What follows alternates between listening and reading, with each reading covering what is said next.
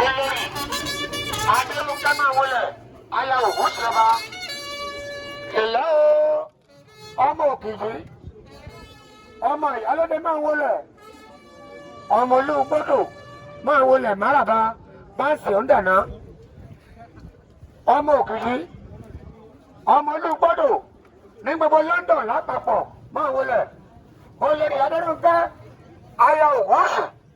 Ayọ̀ Olori aládé máa wọlé Máràbá ọmọ sí ládé ọba ọmọ kẹmẹ̀hún abojúwẹ̀wẹ̀ ọmọ ajíkẹrí ọmọ ajíkẹkù lójútùú bí ọ̀sọ̀ ọmọ àtàkù láwárí kan ní ilẹ̀ máa wọlé ọmọ Ògùnṣí ní gbogbo Amẹ́ríkà lápapọ̀ ọ̀kan ní ọmọ tìyálóde ọmọ tàlàkẹ́ ọmọ òǹpè.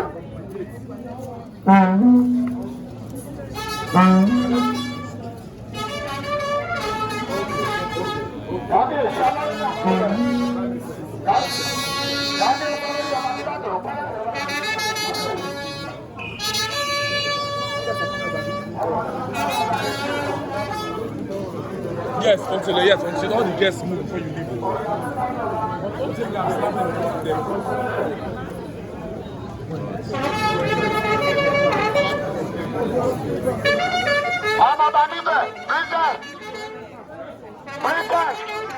Ọmọ ọlọ́pẹ́ ńlá máa wọlé Máràbá pírísẹ́sì ọmọ bá níbẹ̀ sọ̀rọ̀ wọ̀.